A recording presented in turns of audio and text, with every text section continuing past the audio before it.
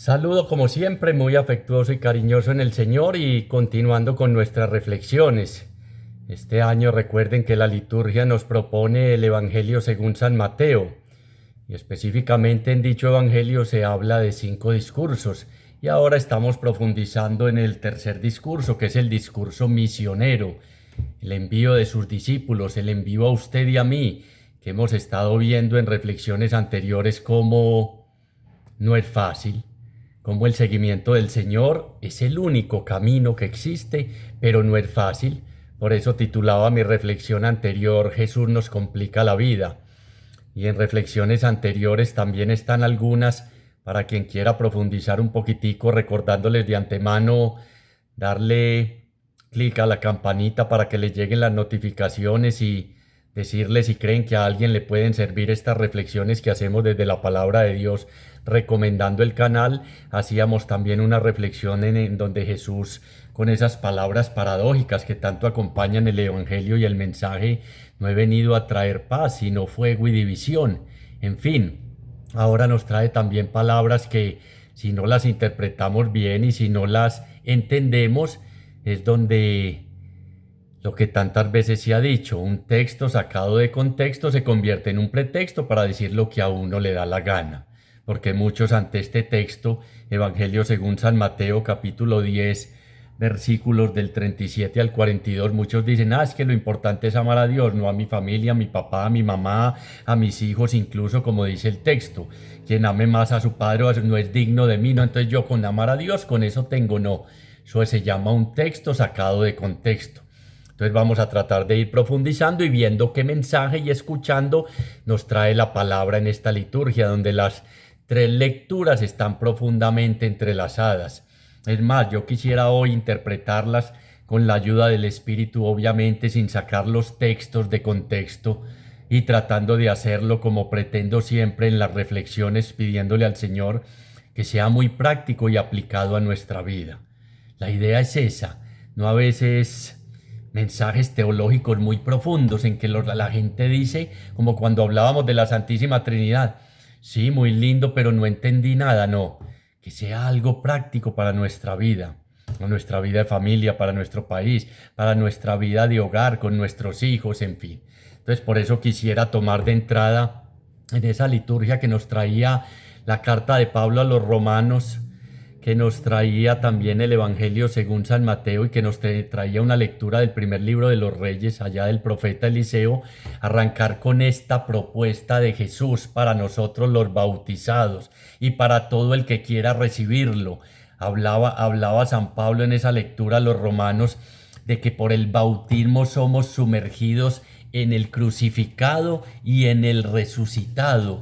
Es decir, hay una nueva vida que nos ofrece Jesús, que nosotros decidimos si la tomamos o la dejamos. Muchas veces hemos mencionado, una vida sin Dios no es una vida maldita, pero es una vida que es la vida que vive la mayoría de gente que no tiene ese encuentro con Jesús o que no le abre ese espacio a Dios en su corazón. Una vida de cumplimiento, una vida de rutina, una vida de trabajo, comer y dormir, una vida en que al final se descubre tristemente que el corazón está vacío, que esos bienes porque tanto nos gastamos, que esos placeres, que esas realidades, muchas veces ni siquiera se recuerdan y no llegan a ocupar ni siquiera un porcentaje mínimo en nuestro corazón.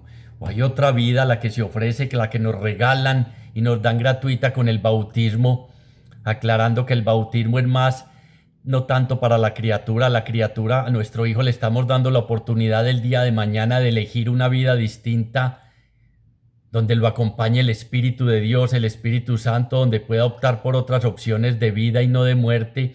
Pero ese bautismo de nuestro hijo es tratar de nosotros como padres bautizados, impregnar de Jesús a esa criatura, de ese Jesús del que hemos estado tratando de impregnarnos toda la vida.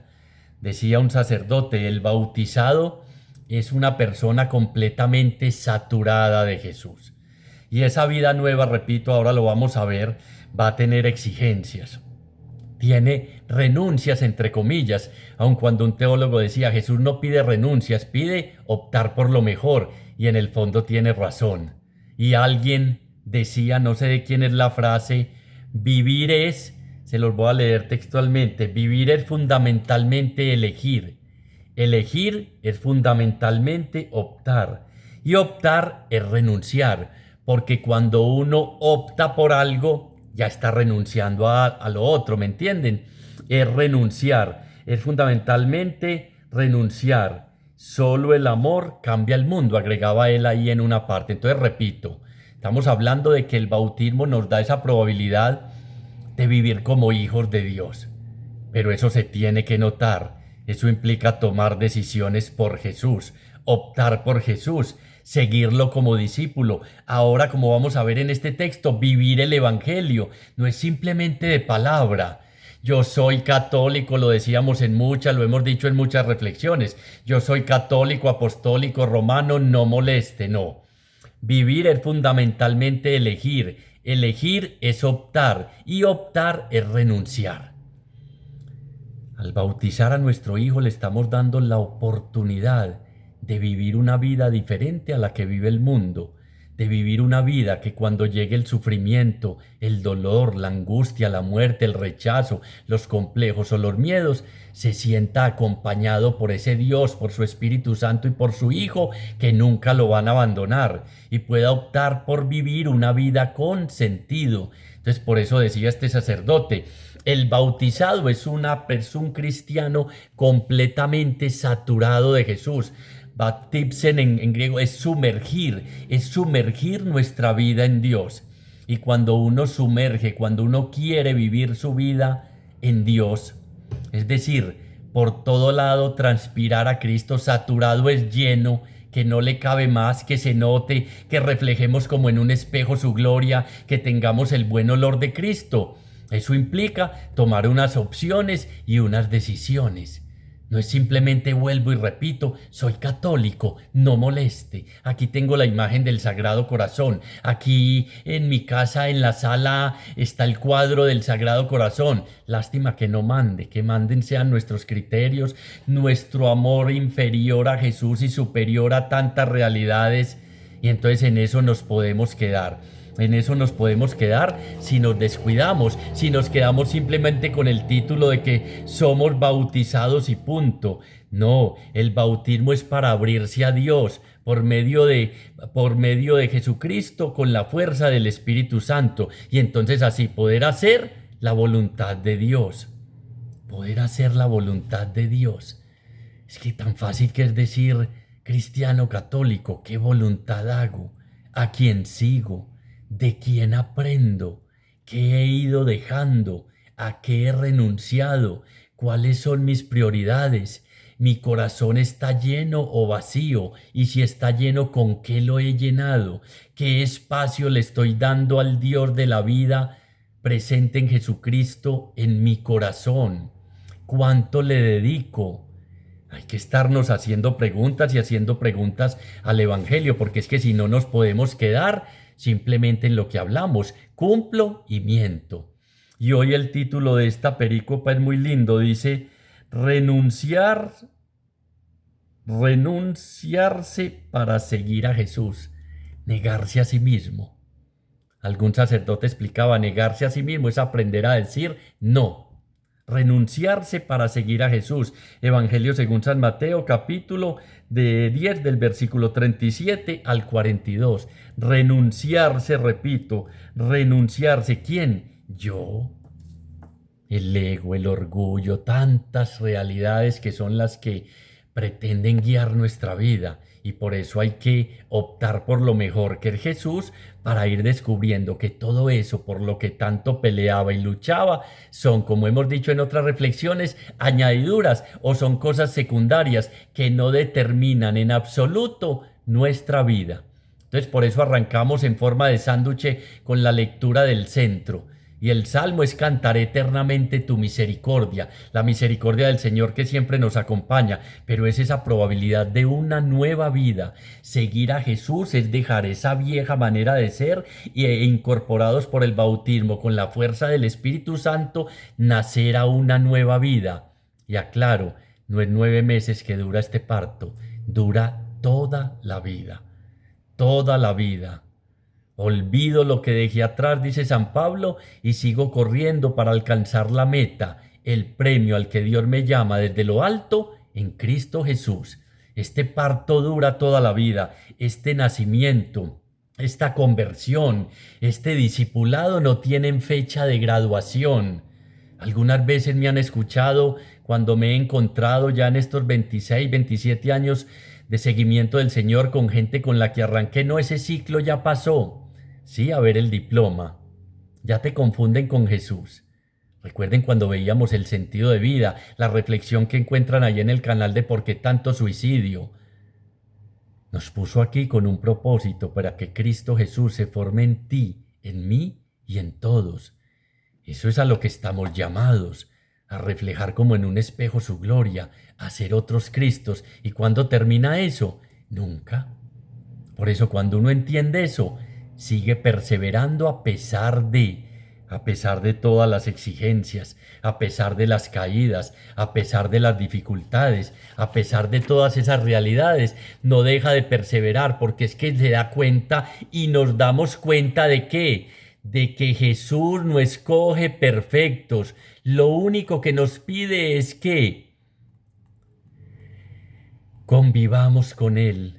Conozcamos su mensaje, nos hagamos sus discípulos y procuremos ¿qué? Dar testimonio personal. Qué interesante este aparte antes de entrar a profundizar con los otros textos. Jesús no escoge perfectos. Estamos llamados a llegar a ser perfectos como nuestro Padre Celestial es perfecto, pero lo único que nos pide es un sí incondicional. Es un sí incondicional, es tomar esta opción en serio. Porque además ahí nuestra vida, la de nuestra familia y la de la comunidad se está jugando la vida entera. No nos damos cuenta que en esa opción nos estamos jugando la vida entera. Pablo nos invita en esa lectura a vivir una nueva vida, una vida para Dios. Y el que antepone, vamos a ver, sus intereses familiares, personales, de trabajo, todas sus realidades. No es digno de mí, dirá el Señor, no es digno de mí. Y pierde su vida sin remedio, lo vamos a ver ahora un poquito.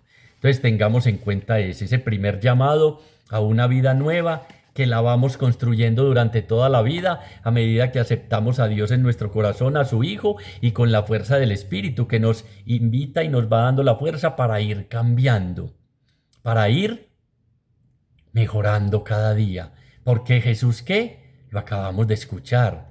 No te angusties cuando te digan, y usted siguiendo al Señor, a mí cada rato me dicen, semejante plaga, ¿y usted cómo era? Claro, es que no vino a escoger a los sabios, inteligentes y perfectos y los que se creen muy buenos, sino a lo despreciable de este mundo para confundir a los sabios e inteligentes. Nunca se nos olvide cuando iniciemos este camino. Yo he venido a buscar y a salvar al que estaba perdido. No necesitan médicos los sanos, sino los enfermos. Y nos escoge para confundir a esos que se creen muy buenos e inteligentes. ¿Por pura qué? Cantaré el salmo, cantaré eternamente las misericordias del Señor. Me vio, se acercó y por pura misericordia me escogió para este ministerio, decía el Papa, y lo puedo decir yo también. Por pura misericordia, no por bueno, ni por inteligente, ni por perfecto, ni porque haya tenido una vida de santico. Es que desde pequeño yo era acólito, ayudaba en la parroquia, yo ponía las velitas, después ya en la Virgen de la procesión de tal yo era el que cargaba el... No es eso, no es eso, y dejemos así que de eso espero que hayamos entendido lo suficiente. Y en la primera lectura nos va a hablar del profeta Eliseo, que es recibido por una tsunamita. Y ya lo vamos eso a complementar un poco al final cuando nos habla de la hospitalidad. porque es que nos pone unas exigencias los 3 primeros versículos y los segundos nos tranquilizan un poco hablando de esa hospitalidad y esa acogida que tenemos que tener con los profetas, con los hombres de Dios. Y voy adelantando, porque dice Jesús: quien acoge a uno de mis enviados me acoge a mí, y quien acoge a mí acoge al Padre.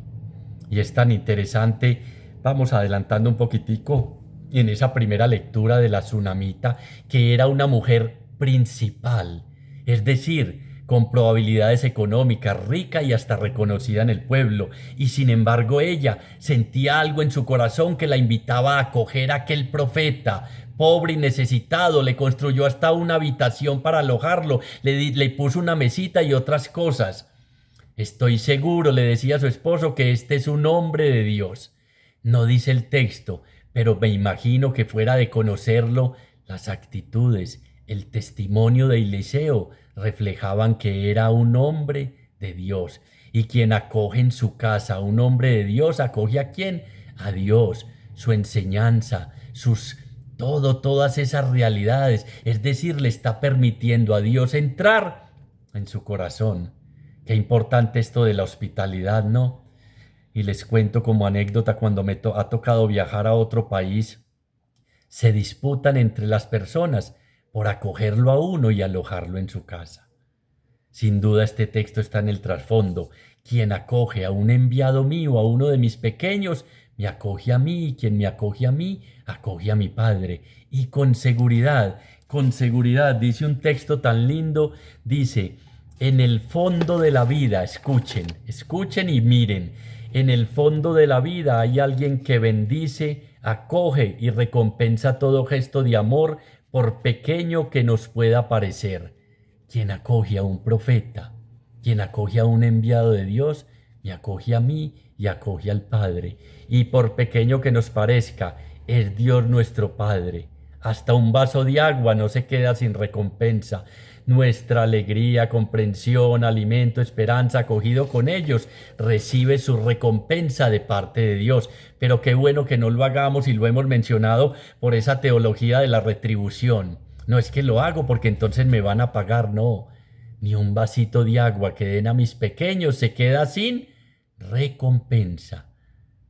Preguntó el profeta Eliseo allá después de alojarse en la casa de la Sunamita, que le dice a Dios: ¿qué haremos por ella? Y esta, que era estéril, recibió el año siguiente la bendición de un hijo. En el vulgo, en el lenguaje popular, siempre hay esta expresión: Dios no se queda con nada, pero no es el sentido de se desquita, es vengativo, es rencoroso, sino que bendice al que siempre acoge a uno de sus pequeños. Vámonos entonces al Evangelio, con esa introducción de esa nueva vida que implica hospitalidad, que implica acoger al profeta, que implica dar testimonio, como seguramente lo daba Eliseo, reconocer a los hombres de Dios y estar dispuestos a recibirlo en la casa, porque recibir a un profeta en la casa es recibirlo en nuestro corazón. Y no se imaginan los cambios, las bendiciones, la alegría, la esperanza que eso trae. Les contaba, se pelean las familias por hoy me toca a mí, hoy quedes en mi casa, y ojalá fuera uno un hombre verdadero de Dios. Nos ha escogido por misericordia para este ministerio, para llevar su palabra, pero como es Él el que actúa a través de nosotros, en medio de mi debilidad y en medio de mi pecado, se muestra perfecta tu fuerza, Señor, y las bendiciones para todos aquellos que acogen a uno de tus pequeños. Evangelio según San Mateo, capítulo 10, versículos 37 al 42. Solo 6 versículos, los 3 primeros. El que ama a su padre o a su madre más que a mí, no es digno de mí. El que ama a su hijo o a su hija más que a mí, no es digno de mí. El que no toma su cruz y me sigue detrás, no es digno de mí.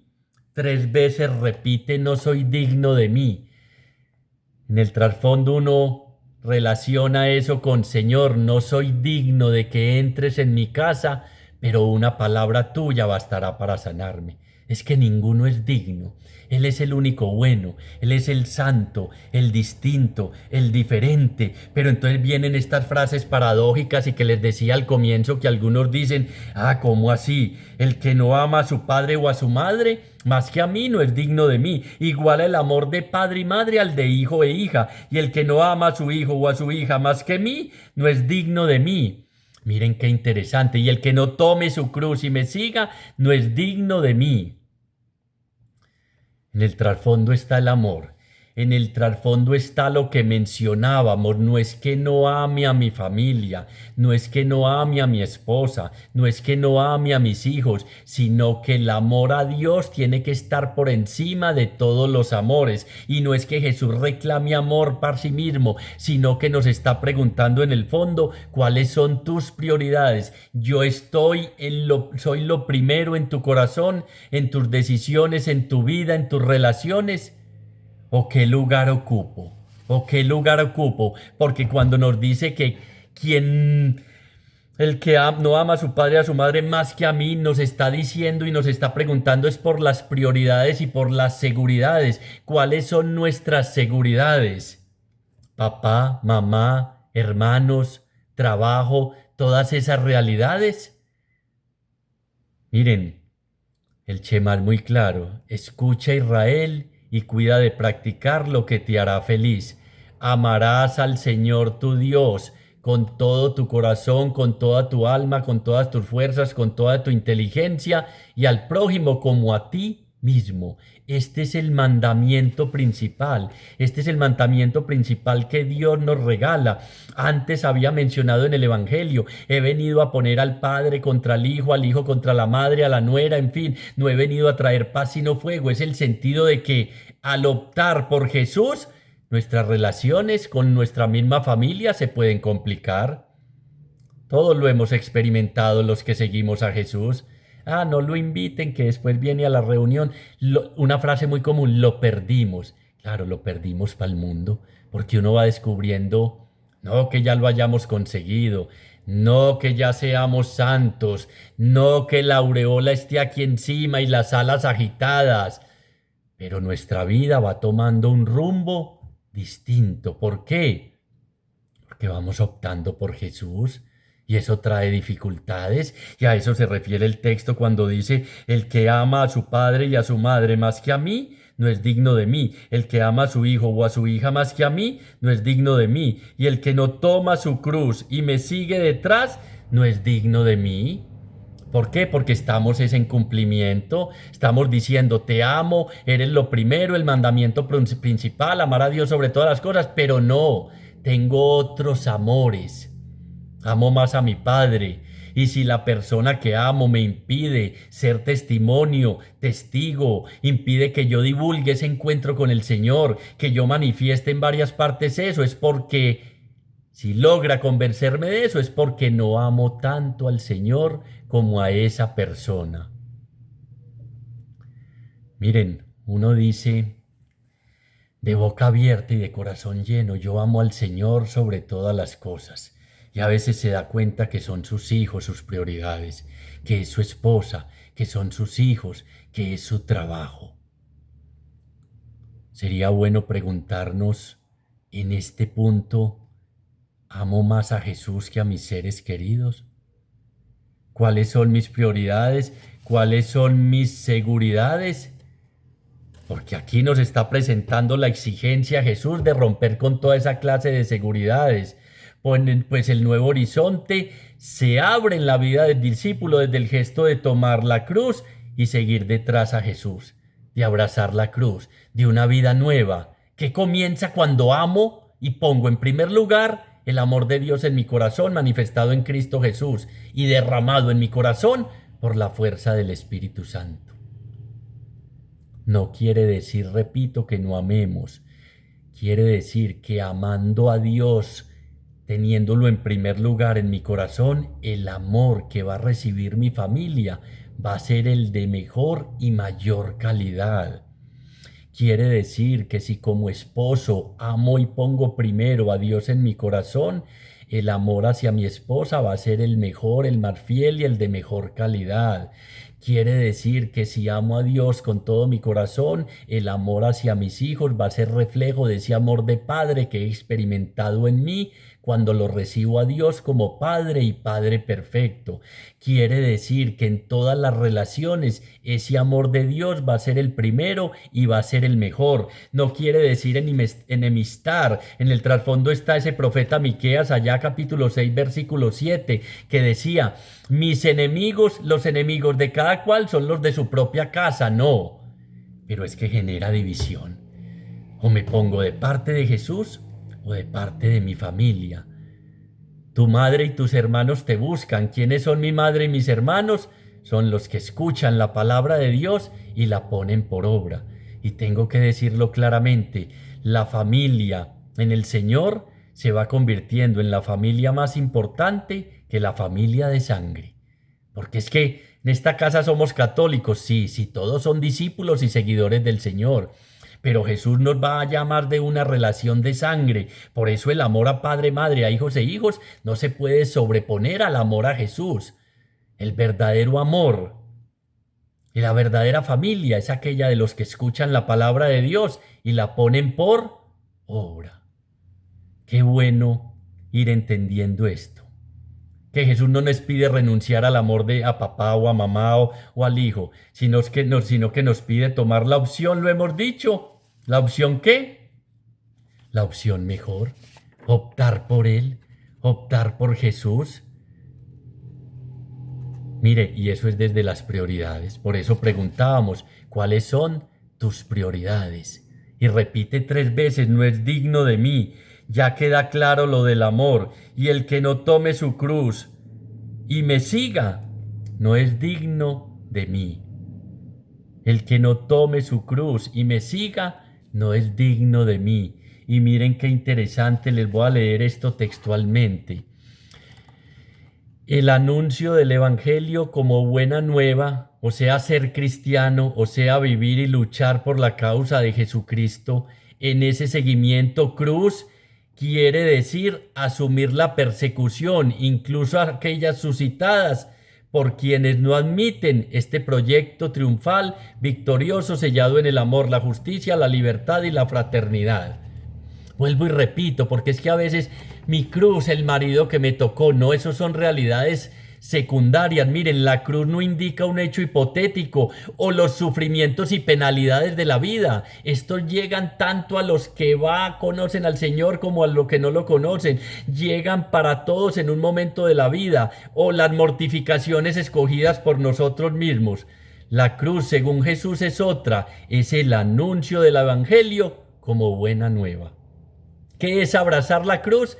Es el anuncio del Evangelio como buena nueva. Igualmente, abrazar la cruz también significa enfrentar el mismo camino que llevó a Jesús a dar la vida por los demás. Y abrazar la cruz es abrazar el amor de Dios hasta el extremo, que nos da la fuerza para ubicar las prioridades, las seguridades en un segundo plano y ponerlo a Él en primer lugar. ¿Cómo es de fácil? Aquí cargando la cruz que me tocó, empezando porque la parte más pesada de nuestra cruz la lleva Él. A nosotros nos tocó la más liviana, dice un sacerdote. Abrazar la cruz es estar dispuesto a llevar el Evangelio. Y en estos días hemos reflexionado y hemos hablado muchas veces de que ese Evangelio, esa buena noticia, implica renunciar, implica dejar. En otros evangelios dice: el que no se niegue a sí mismo, quieres seguirme, niégate a ti mismo, toma tu cruz y sígame. Es negarse a nosotros mismos, es empezar a entender que yo no soy el ombligo del mundo, que yo no soy el centro, es descentralizarme de mí mismo para empezar a mirar a los demás, para tener esa hospitalidad para alojar el profeta, como la mujer tsunamita que era principal, pero que algo faltaba en su corazón. Es Abrazar la cruz es empezar a vivir esa vida nueva que desde la cruz, con el soplo de su Espíritu Santo, el crucificado me ofrece. Una vida que es eterna, que es a prueba de que nada ni nada acaba conmigo aquí y que es plena en el más allá. Abrazar la cruz es empezar a mirar a los pequeños de una manera distinta. Abrazar la cruz es empezar a dejar ese egoísmo, esa egolatría, ese creer que yo soy el centro absolutamente de todo. Hay un teólogo, Martín Buber, que dice del siglo XX, que dice: comienza contigo, pero no termines en ti. No te centres en ti mismo, porque ya nos va a decir: el que encuentre su vida, la perderá. El que pierda su vida por mí y por el Evangelio, la ganará. ¿Cómo abrazas la cruz? ¿Cuál cruz? Te lo repito porque de pronto no lo escuchaste.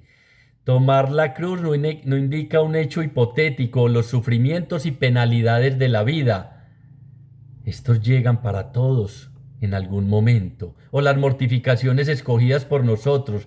La cruz, según Jesús, es otra, el anuncio del Evangelio como buena nueva. Ser cristianos, o sea, vivir y luchar por la causa de Jesús. Cruz quiere decir asumir la persecución, incluso aquella suscitada por quienes no admiten este proyecto triunfal, la victoria del amor, de la justicia, de la libertad y la fraternidad. A veces asociamos y entendemos las cosas distintas. No es digno de mí. Y como dice este sacerdote, la cruz más pesada, la parte más pesada en la carga de la cruz, no la llevamos solos. La parte más pesada sobre la cual va Jesús es la que será levantado. Y la parte más liviana la llevamos nosotros. Uno abrazando el amor de Dios es capaz de cargar las cruces que lleguen, porque el amor echa fuera el temor, el odio, el rencor, el miedo y nos da esa fuerza para ser capaces incluso de entregar nuestra vida y llegar hasta el extremo de darla por aquellos que viven a nuestro lado, por aquellos que comparten nuestra vida. Abrazar la cruz no quiere decir resignarse ante las contrariedades, sino querer vivirlo, repito, según el Evangelio. No es resignarse ante las contrariedades. ¿Qué frase más común la que oímos? Aquí cargando mi cruz, este marido alcohólico y borracho, este hijo drogadicto. No, es llevar, ¿qué? Lo acabamos de leer. Es llevar el Evangelio. Es el anuncio del Evangelio y eso es buena noticia que nos alienta y nos reconforta en medio de las cruces de la vida que nos llegan irremediablemente o a veces, como decía el texto, por nuestras propias decisiones. Entonces, abrazar la cruz no quiere decir de entrada resignarse ante la contrariedad, sino querer vivir según el Evangelio. Miren, entonces dice 3 veces: no es digno de mí, porque es que seguir a Jesús significa arriesgarse a un tipo de vida que es tan difícil. Dice un teólogo, como el camino que emprende el sentenciado a muerte antes de llegar al patíbulo. Usted se imagina ese transitar. Seguir a Jesús significa arriesgarse a un tipo de vida que además es vida eterna, vida en abundancia y vida plena, pero que es difícil como el del último camino, del condenado al patíbulo. Mejor dicho, abrazar la cruz, es decir, todo lo considero por basura a causa de ganar a Cristo. Quien no deje padre, madre, hermanos, casa, etcétera, por mí, no es digno de ser llamado discípulo mío, pero ya lo entendimos, es el orden de las prioridades. El del mundo, placer, poder, tener. El de Dios, muy distinto, es el donarse, es el entregarse, no es el poder, no es el retener, es el llegar a ser un mártir, que es el máximo ejemplo del que pierda la vida por Cristo. Perder la vida por Cristo es entregarla por los demás. Y cómo nos cuesta, porque es que cuando llega el Evangelio y la palabra viene, como veíamos, a desacomodarnos, a desinstalarnos y nos exige. Y todos nosotros, ante los cuestionamientos, vivimos una vida que no queremos que sea tocada en lo más mínimo. Así estoy bien, yo me voy yendo ahí de a poquitico, yo no me quiero desacomodar. Continúa el texto así. Vuelvo y repito para que vamos guardando en el corazón y nos preguntemos, ¿mi amor a Dios qué? No, el que ama a su padre y a su madre más que a mí no es digno de mí. El que ama a su hijo o a su hija más que a mí no es digno de mí.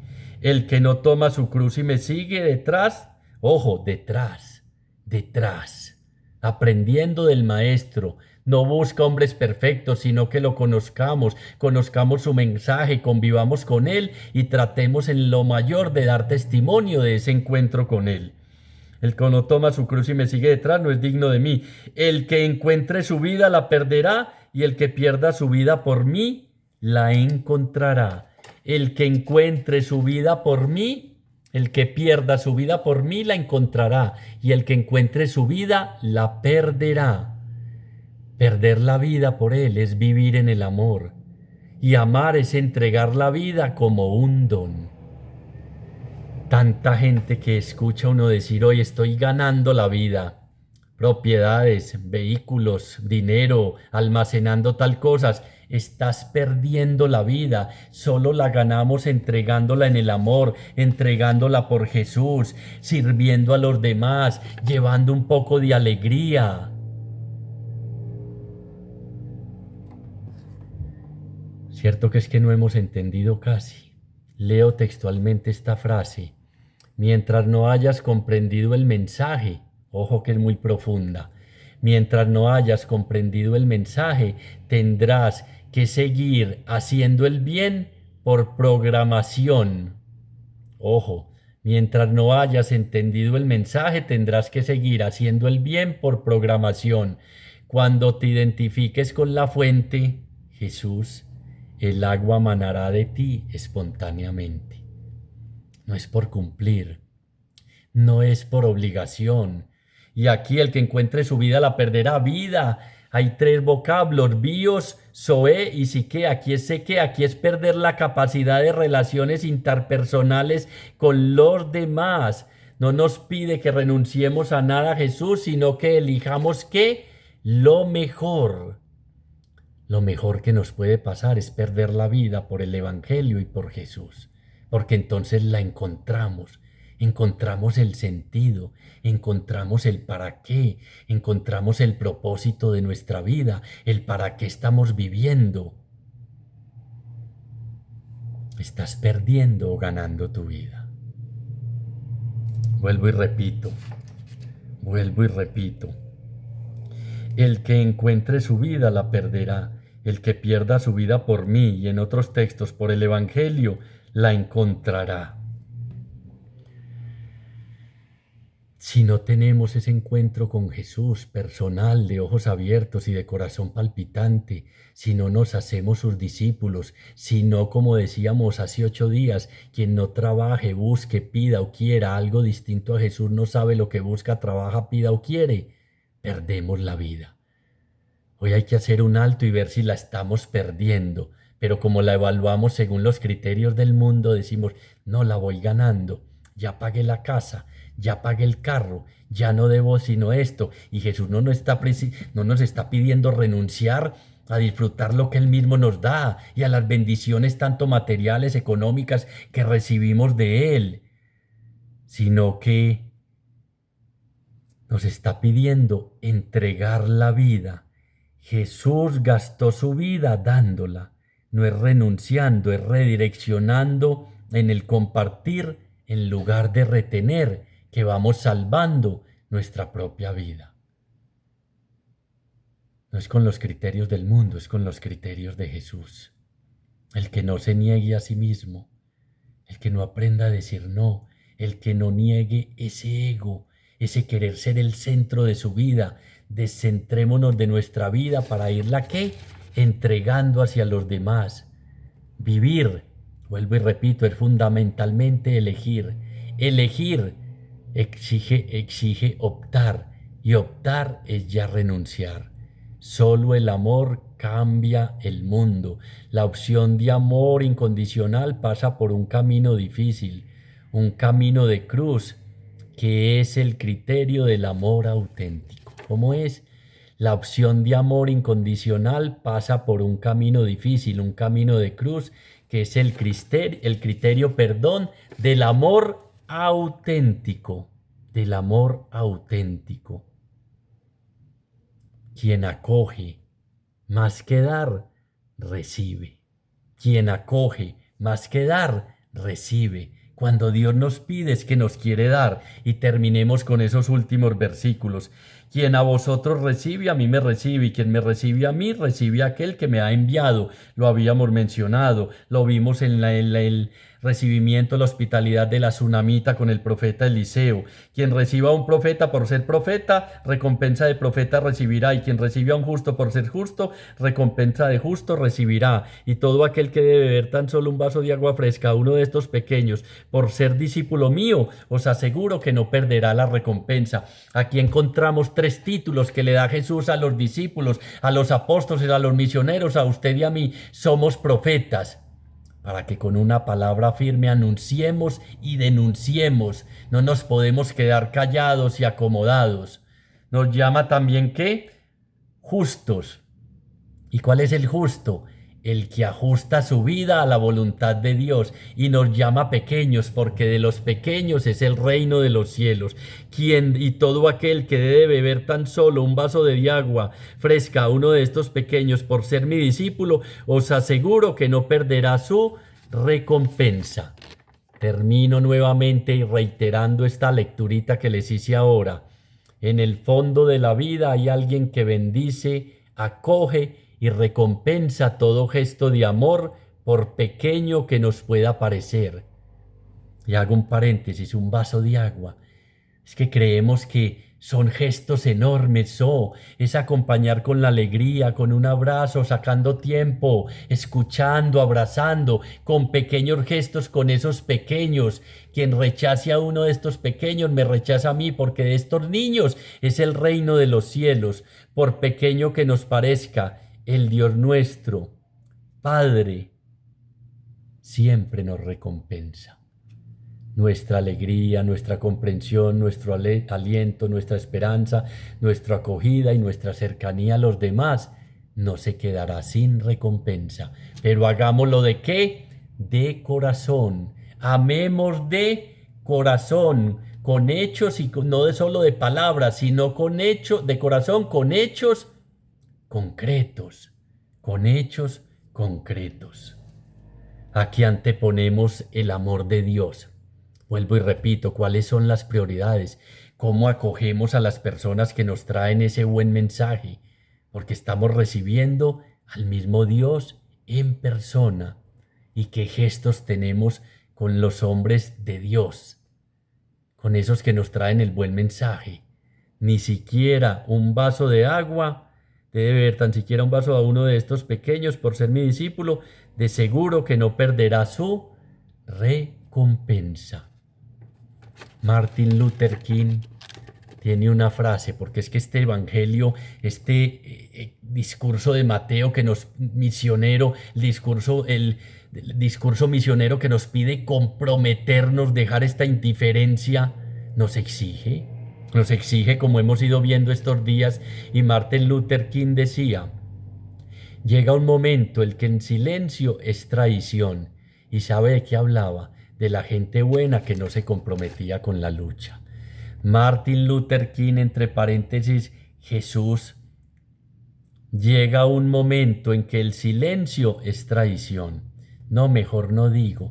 No, mejor me quedo callado. Yo me limito con estar en la Eucaristía de primerito, ni hago y ni doy la paz, porque uno no sabe el COVID, y no me limito a... No. Profetas, sacerdotes y reyes. Tomar la cruz, abrazar la cruz, es implicarnos en el llevar ese mensaje del evangelio, hablar a tiempo y a destempo, ser hospitalarios, alojar, revolucionar las propias relaciones con este mensaje que Jesús nos ha dado hoy. Señor, hacemos un acto de fe en tu presencia y tú que nos conoces sabes que ojalá te amáramos sobre todas las cosas. Amamos más nuestras posesiones, nuestra fama, nuestro poder, nuestro reconocimiento, a veces hasta nuestros padres y nuestros hijos que a ti. Hoy queremos cambiar ese orden de afectos. No es que desaparezca el amor hacia mi familia, mis hijos y los demás, ya lo explicamos, sino que teniendo el amor, dejándonos amar por ti, porque no es amarte. En esto consiste el amor, en que tú nos amaste primero. Seamos capaces de amar y cargar la cruz, o sea, llevar ese evangelio hasta los confines de la tierra, primero en nuestra casa, nuestros seres queridos, nuestro entorno cercano y hasta nuestros enemigos. Como decía este teólogo, comienza por ti, pero no te quedes en ti. El seguimiento de Jesús revoluciona nuestras propias relaciones, incluso las más cercanas, y nos trae tropiezos y dificultades. Que seamos capaces de abrazar esa cruz, de abrazar ese amor y con ese amor enfrentar todas las dificultades, persecuciones, todo lo que venga en el camino, incluso llegar hasta entregar nuestra propia vida si fuera el caso. Nadie tiene mayor amor que aquel que da la vida por sus amigos. Que esta palabra hoy, Señor, se haga carne en nuestra vida y en nuestro corazón. Que seamos capaces de ser testimonio de tu presencia, de que tuvimos ese encuentro contigo, de que esta palabra está calando en lo más profundo de nuestro corazón y que se hace obra, se hace realidad en nuestro vivir diario, en nuestros seres queridos primeros, en nuestra familia, que seamos ese testimonio, que tú seas el valor fundamental de nuestra vida por encima de todo. Es lo que nos estás pidiendo, Señor, que optemos por ti. Este texto hoy nos señala la necesidad de tomar una opción, una decisión a favor de o en contra tuya, Señor. Que sea a favor tuyo y que después de pisar tus arados, nunca nos echemos para atrás. Gracias, Señor, por todo lo que estás haciendo, has hecho y vas a hacer en nuestra vida. Gloria al Padre, gloria al Hijo y gloria al Espíritu Santo, como era en un principio, ahora y siempre, por los siglos de los siglos. Amén.